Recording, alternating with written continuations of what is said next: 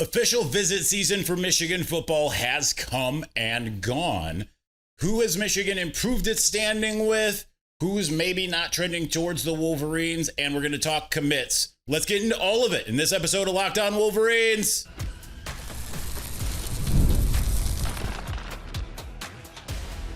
You are Locked On Wolverines, your daily podcast on the Michigan Wolverines, part of the Locked On Podcast Network, your team every day.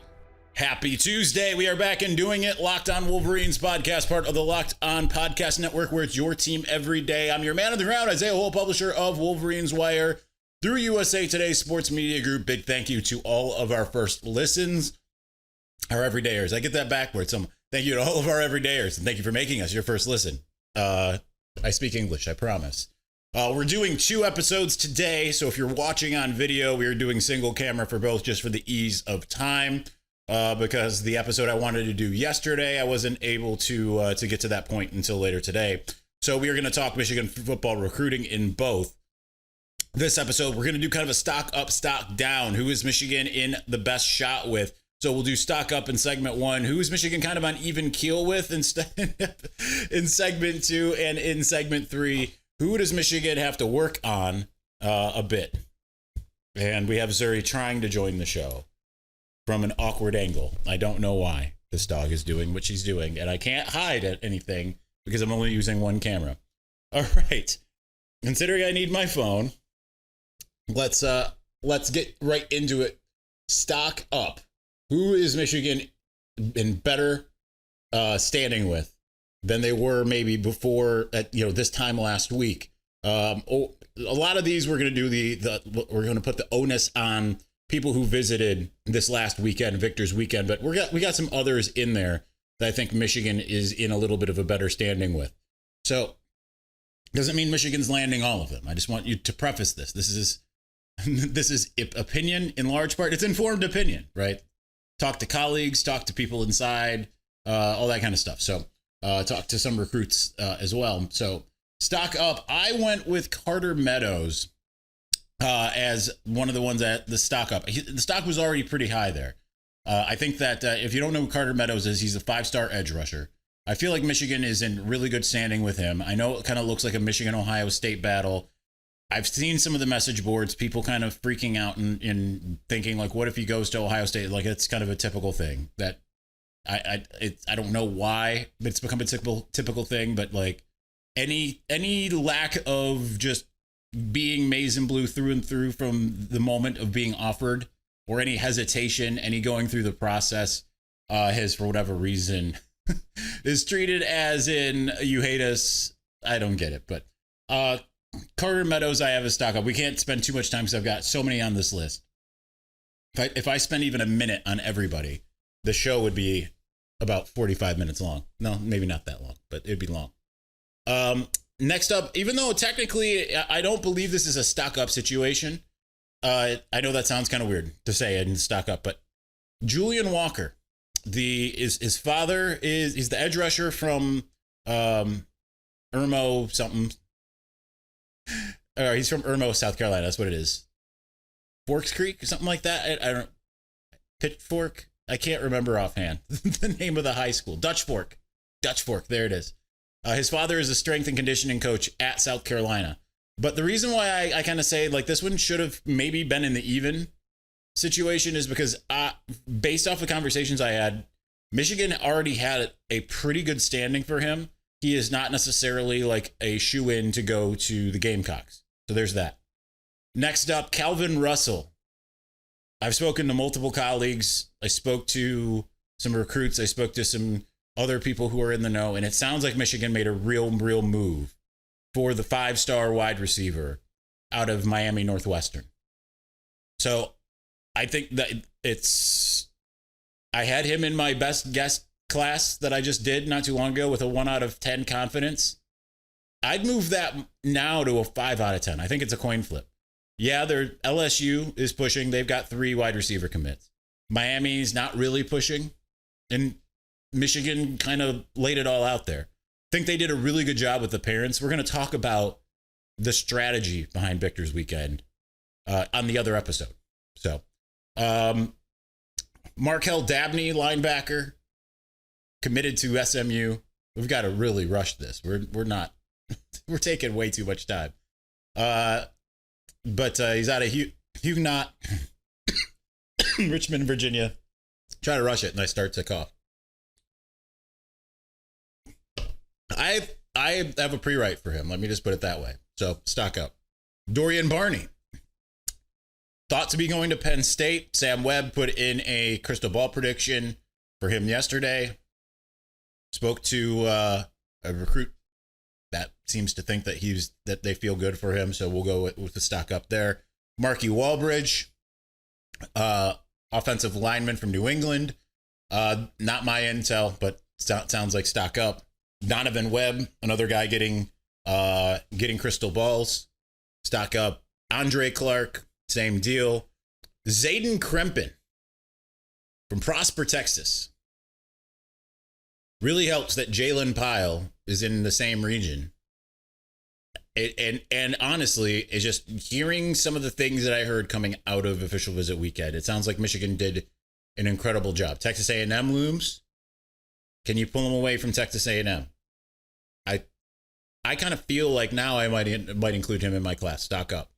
John Turntine, the 5-star guard, also out of Texas. He visited a couple weeks ago. That feels like it's been trending towards Michigan for a while. Weirdly, I'm going to put Kari Adams in this. The Notre Dame committed to Notre Dame last week, somewhat unexpectedly. I think that's one of those ones that Michigan wins down the line. I've heard that from multiple people at this point. Stock up. Caden Catchings, the linebacker, currently committed to Liberty. If Michigan wants him, it'll have him. It's pretty much that simple. So we will see. Other stock ups, Jackson Ford. I think Michigan did a good job there. I don't know that I put him on my list, but I think Michigan's doing a good job. And then the next two, both wide receivers I'd put on the list, Travis Johnson, Dion Robinson, both have been predicted to Michigan at this point. Stock up. So I think that Michigan knocked it out of the park with all of those. I think Michigan's in the top group for all of the ones I just mentioned. I'm amazed that we got through like the last 8 names in like 1 minute, but still, I think Michigan's in a great position with them. That's not to say Michigan's not in a great position with some of the ones that are even, because some of the ones that are even are guys. Within there are a lot of players that I think will end up committing to Michigan. So let's continue on and let's get to the ones that I still think are going to potentially pick Michigan. Michigan's still running really well in this race with a lot of these guys. But let's get to those names here in just a moment.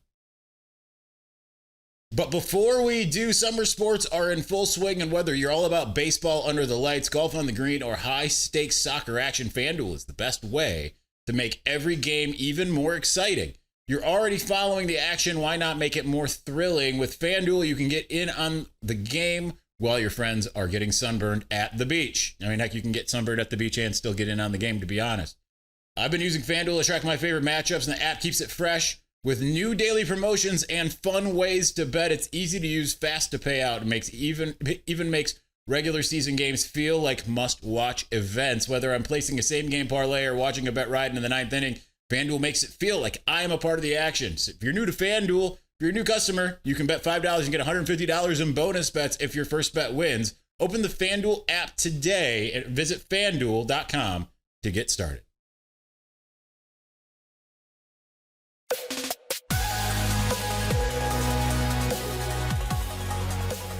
All right. Exciting stuff recruiting-wise. We're still on commit watch. So that's exciting, right? Two pairs of eyes from Sharon Moore. So far, we've only gotten one, Titan Davis. That is a heck of a win for Sharon Moore in Michigan. Getting another one, getting wins over Alabama is starting to feel commonplace. It's funny because 6 years ago, right, going into the, you can say 5-ish years ago, going into the Citrus Bowl against Alabama. I mean, again, it's not a New Year's 6 game. It's not even, wasn't the college football playoff, but like Alabama had to really kind of fail to get to that spot. It felt like to say we want Bama meant something. If you're a Michigan fan right now, whether it's on the field or in recruiting, it doesn't feel like a lot, right? Winning some of these battles. Now, You got to hold on to him. You got to, keep on keeping on to some degree. Titan Davis.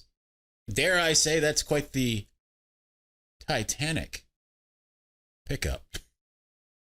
All right, see you guys later. Let myself out. No longer welcome on this podcast. All right. Again, even doesn't mean that Michigan didn't really impress. It just kind of means that we don't really know where they stand. Now, when I look at this, I think I see 4 commits out of this list, probably. I think. And when I look at the stock down that I'm going to get to, I still see 1 that I think is going to commit. I do want to remind you, even if things don't look great, what happened at the end of the year last year, right? Remember, Elijah Dotson was on a lot of people's radars early, and he ended up going to Pitt. Jordan Young, everyone was like, oh, we're going to get Jordan Young. He ends up committing to Clemson. Bryce Underwood had long been committed to LSU. Nate Marshall had flipped to Auburn. Jamari Earls flipped from South Carolina to Georgia. I'm just saying. All right. Malachi Lee from Kamehameha. I think I have that right. Or Kamehameha? Well, Honolulu, Hawaii. I have it even keel. No one seems to have any idea what he's going to do. Here's the way that I look at it. This is what I said in one of my pivotal conversations that I had last night. He's visited Ann Arbor more than anywhere. And everything that you keep on hearing is nebulous and SEC versus Michigan, right? You don't hear Texas versus Georgia, Alabama versus Texas, Texas versus Alabama. Mostly you hear confidence in Texas, it's Texas and Michigan. Confidence in Alabama, it's Alabama and Michigan. Same thing with Georgia. But you keep on hearing, the pull of the SEC. It's just the SEC in general. He's been to Ann Arbor more times than any. Michigan's made him a priority time and time and time and time again. Heard that the visit went very well. But he decides here in 3 days, and no one really knows what he's going to do. I still have my money on Michigan for the reasons that I just kind of said. Michigan's the most common denominator. Michigan's been the place he's visited more often than not. And, so I still think he would be in the class. Next, we're going to talk Savion Hyder. No one really knows what's going on there at this moment, but I still think that he is. I don't remember if I had a 7 out of 10 for him being in the class. I'd probably hold to that. It's probably the same coming out of his Tennessee visit. It's just, do I think that other schools made it more interesting? Yes, but it still feels this is the guy Michigan is in on more than anybody and has been. Great relationship with the agent, Coach McCann. I know there's people blaming EJ Holland for things. I'm here to tell you that was on 3 National, had nothing to do with EJ. I still think that Savion is likely, whenever he decides to make up his mind, to end up in this class. Is he going through the process? Yes. This is a big decision. You can't fault people for going through the process and just making sure. But I still think at the end of the day, or I should say at least on signing day, I think Savion Hyder will sign with Michigan. That's how I feel about it. Braden Rouse, linebacker. I don't know that he ends up at Michigan, but I know he is near the top of their board. So that would be one that I would keep my eyes on. And just in case, right, just down the line, does Michigan make a play? If he commits elsewhere, does Michigan make a play down the line to get him in the fold? Remember, they don't need to make the NIL play now. I know there are people that are going to sit and freak out about things. They don't need to make that NIL play now. They can make it whenever they make it. Now, that's not saying that they're not putting offers out there to guys that they really want, right?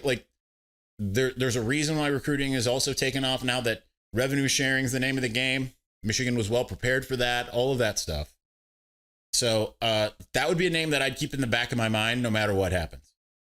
Same thing with Chase Calicut, who had a really good visit. Family was really raving about it, but it still feels like he's going to stay down in Texas. Blake Stewart, I heard some really good things, really positive things about his visit, but I don't know that I feel like he'd end up in the class. So Leslie Moa plays both sides of the ball, wants to play both sides of the ball. I think if Michigan says, yes, you can play both sides of the ball, he's probably in. That's not my intel. I think that was EJ Holland or Ethan McDowell. I will quantify when I have people like to make fun. By the way, I know people like to make fun of me because they're like, when I say like someone, someone close to the situation, whatever, like when I try to qualify, I'm just trying to let you know when something's my own intel and something's not. And when people are like, oh, he acts like he knows, like when I started doing that type of qualifying about like, I'm trying to tell you about the wonderful world of sign stealing, my source was Connor Stallions. Okay. So when I try to qualify things and say like, yeah, I have a pretty good idea on these things, I tend to have a pretty good idea on things. And I will tell you if it's someone else's intel. I will tell you if I don't have intel. And I personally don't have intel on Moa. But one of the On3 guys have said that. So I'm going to let you know and give them the credit for it. DQ Forkpaw, I've seen some mixed things on him. I don't have a good reader intel. I think that's relatively even. Again, Michigan needs linebackers. At IMG Academy, Michigan's already gotten quite a few guys from IMG, although I think their new head coach is a Buckeye. I think. Speaking of linebackers, Kenneth Goodwin. A lot of people I've seen putting some predictions in, but I've also seen some pessimism. Not really sure where they stand there. And then, but I still think that he very well could end up in the class. Like I said, at this point, they need linebackers. They do. It's kind of weird because, like I said last week, it feels like Michigan's recruiting every linebacker in the country, and yet they've got like none. And I know people are going, like, I saw some weird discourse about like Ryan Jean Marie can't land anybody. And like this cycle, maybe people were like acting like Nathaniel Owusu Boateng, and people were trying to make it, oh, that was a Wink Martindale special. Like, okay, if you want to have your own narrative about things, like Ryan Jean Marie had Michigan in it with Boateng all along. It wasn't like he was floundering and then Wink came in and changed things. Like he was a signing day decision from like the jump. Michigan just had to, endure, finish the race, as Paul would say in the Bible. And then Ben Boulware, the J. Cole lookalike. I think it's getting a little crowded for defensive linemen. So I don't know. I had him in the class a couple days ago.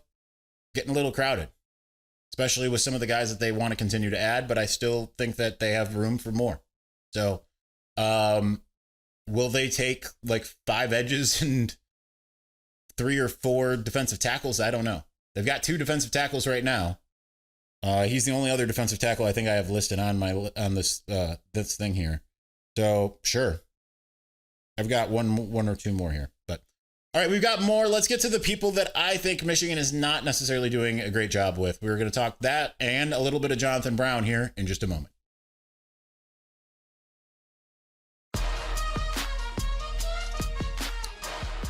All right, so late Friday, was it? I think it was Friday. Maybe it was Saturday. I don't really remember. Maybe it was Saturday. Sunday, early morning Sunday. Michigan got a commitment from Jonathan Brown, Columbus, Ohio. St. Francis de Sales High School. Same high school as RJ Day, son of Ryan Day. But that was someone that Tony Alford saw at SMSB. He camped at Michigan.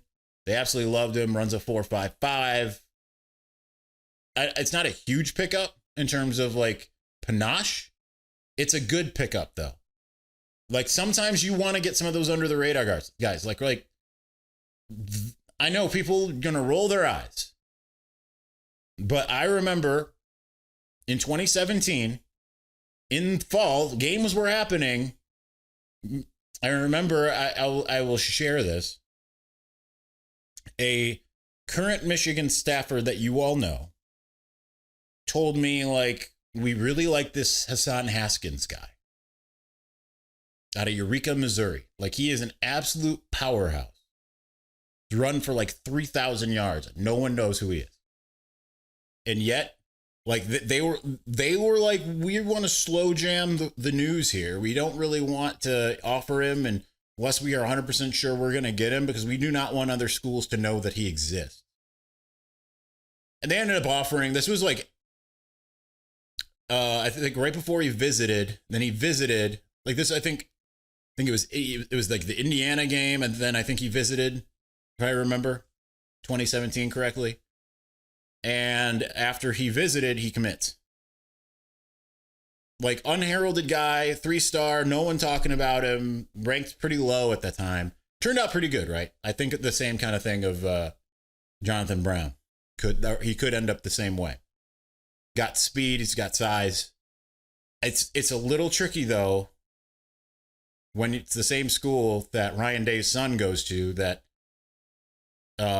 the Michigan Benedict Arnold, Joey Velazquez went to. So that makes you a little bit uneasy, but, you know, at the same time, trust the staff. Okay, let's go through the guys that I don't think are, not that I don't think are going to end up in the class, but are maybe stocked down. Kelvin Obot. I'm not saying that things didn't go well for the Fruitland, Idaho 4-star offensive tackle, 5-star offensive tackle, depending on the service you're looking at. It feels like it's trending Utah. Feels like the level of confidence emanating from Schembechler Hall is not exactly super high at the moment. So I'm going to go stock down on him. Felix Ojo, that dream's not dead, but it's dying, right? Like, it feels like I think he named like a top 2 Ohio State in Texas, I believe, but it doesn't necessarily feel like that's another one that, like, wait till signing day, you know, like that could be one out at any point in time, depending on, but it depends on kind of, I think, the rest of the class around him. So Felix Ojo stock down. The next one I still think will end up in the class, but stock down for Nick Abrams, who I had a pretty high confidence level, like 7 out of 10 or 8 out of 10 for Nick Abrams, linebacker out of Maryland. I think that he'll still end up in the class. He told Rivals that Michigan's running like 4th. I don't know that kind of feels to me like the same type of deal as like Donovan Edwards. I don't think it's not true that what he's saying. I just think that Michigan will close. That's it. I think Michigan will find a way to close. So Nick Abrams, stock down for the moment, but I think they'll rise with him. Don't have a very good feeling for Deuce Geralds, who did an official visit last week in the middle of the week. Jordan Deck just committed to Baylor today. That one felt like Michigan could have won it if it really, really, really, really tried. But I think when they're pushing it and his visits back and stuff like that. I'm not sure if that's exactly how it went, but it's kind of how it sounded like when I was communicating with him earlier in the month. So stock down there, obviously. Trenton Henderson, Michigan was seemingly eliminated from contention for him. Jerquaden Gifford, he seems like he's going to Ohio State. Michigan's already looking at probably 4 wide receivers in the class. I would rather, now, eat my words on this down the line. I would rather they get to have Jalen Pyle and the 3 that we're potentially looking at. Calvin Russell, Zion Robinson, Travis Johnson. I think they're probably sitting at 4, and if they take a 5th, I'd rather they find a way to get CJ Sadler in. Stock down on Damari Simeon, wide receiver Christian Ward, Jax Tanner, and offensive lineman, and just haven't really heard anything on Jax Tanner. It's just kind of like not really being talked about at this point. And the one that breaks my heart the most, Shadarius Tootle, who ended up flipping from Auburn to Georgia, linebacker. That would be another one I'd keep my eye on, the Tootle family. And that might just be wishful thinking on my end. Like, I am just so desperate for them to add him. And what, I mean, people are already commenting on this being the all-name team, right? Like, you've got Mikhail Blade, Titan Davis. You need a Shadarius Tootle in this defense. Like, we would be going back to, like, the glory days. It's not really the glory days, but, like, the time when I was in school and you had Brandon Dingleman, rest in peace. and just like a bunch of really wonderful names. I can't remember. Ernie Shazer, right? Like you'd look at these names and you'd be like, man, they're great. So that's not really any inside info. It's just me wish casting on Shadarius Tootle. I want him in the class so much so that we can be talking about Shadarius Tootle for 3 to 4 years. That's what I want. Could Michigan pull it again? People remember what Michigan did at the end of the cycle last year. Like, if you think that Michigan has always done really well, and if it doesn't get some of these guys, we went through in a show last month about going over a bunch of the names that Michigan wasn't even looking at, or like that you weren't talking about this time in their very own recruiting cycle. No one at this time in 2021 was talking about Mason Graham. No one. No one at this time in 2021 was talking about Kenneth Grant. No one. Right? Like, you look at the guys that Michigan added in general, like the 3 first-round picks at this time in their own prospective recruiting cycles. I think same thing with Colston Loveland. Colston Loveland, I think this was around the time, if memory serves, that Colston Loveland started kind of getting some hype and everything like that in 2021. But like, you know, most of the time, it seems like the guys that Michigan's done really well with are guys that have decided late, whether they've been ID'd or they've just decided later than others. All right, that's going to do it for episode 1. Keep an eye out for the second episode, where we're going to talk a bit about Victor's Weekend. Had some really interesting conversations, and I want to kind of get into the importance of it all. So thanks for watching this and for listening. We'll talk to you again soon. Peace.